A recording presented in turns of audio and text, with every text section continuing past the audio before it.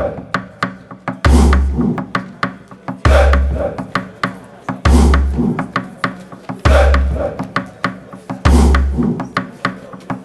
up, African family, and welcome to another video of African history, culture, and worldview. And welcome back to my series African Myth and Legend 101, where I tell various stories from African myth and legend. Today, we're going to tell the Swahili legend of Rubiya, the Demon Slayer. And as always, don't forget to support the home team on patreon.com and go to afrographics.com, a website where you can get helpful illustrative infographics on African history. Links to Patreon and Afrographics are in the description box below. So sit back, relax, and enjoy. Rubiya's parents had once owned a lovely plantation filled with fruit trees and a beautiful house. A demon had stolen it and killed anyone who came near it. After the family settled in a neighboring kingdom, Rubiya was born, but the wicked sultan had ordered all male children to be killed. The parents hid their son in the house, telling him the story of their sorrows and how the demon and the sultan were evil. But one day, Rubiya was seen. To keep him from being killed, his parents gave him a sword and sent him to find his fortune. Deciding to win back his parents' plantation, Rubiya traveled to the plantation and entered the house. There, he killed the demon's wife. When the demon returned home, Rubiya sprang from his hiding place and drew his sword. The demon begged for his life, promising the reward of a bowl of magic water that would reveal when a friend's life was in danger if Rubiya spared him. Rubiya agreed. As long as the demon left and never returned, Rubiya set off. On the way, he met the Sultan's men, who were looking for him to arrest him. Drawing his sword, Rubiya killed all but 2 men. He tied one of them up and cut off the ears of the second, sending him back as a witness to Rubiya's skills as a warrior. The angry Sultan sent more men to arrest Rubiya, and again he killed all except 2. He tied one up and sent the other man back, first cutting off his arms as a warning to the Sultan not to bother him again. Then Rubiya cut his 2 prisoners loose, inviting them to travel with him as friends. While traveling through the wilderness, Rubiya heard 2 demons talking. He recognized one of them as the demon he had thrown out of his parents' home.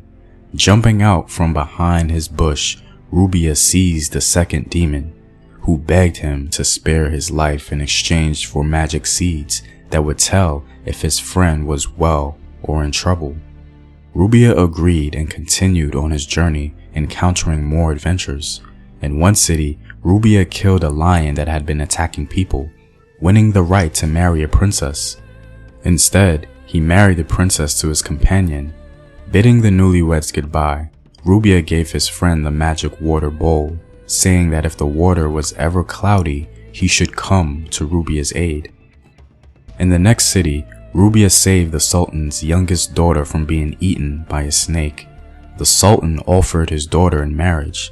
Instead, Rubiya insisted the princess marry his second companion.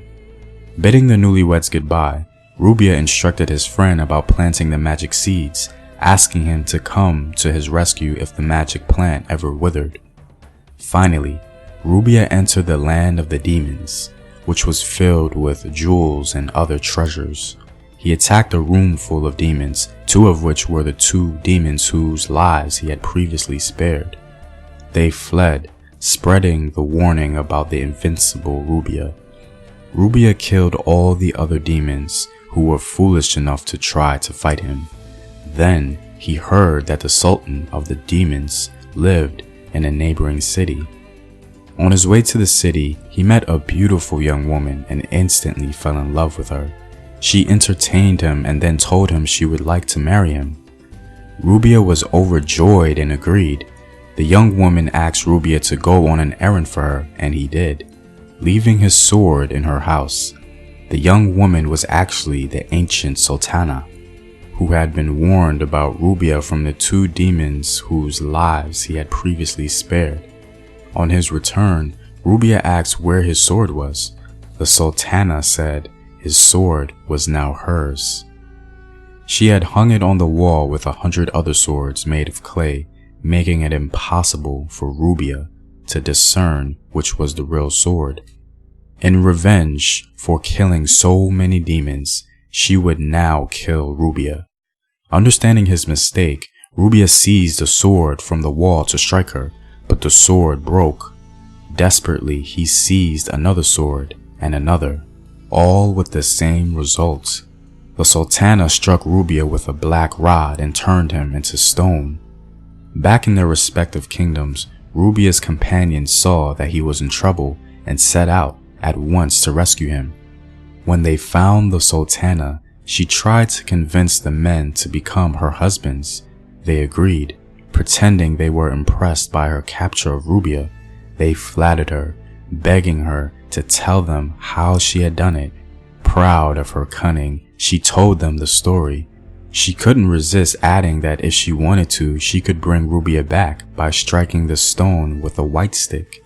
Quickly, the two companions killed the Sultana and freed Rubiya. All of them returned to their homes, and Rubiya and his parents lived happily in the home he had won back from the demons. If you like these videos and would like to support in its continued production, you can support the home team on patreon.com. Know thyself. Remember your ancestors. Peace.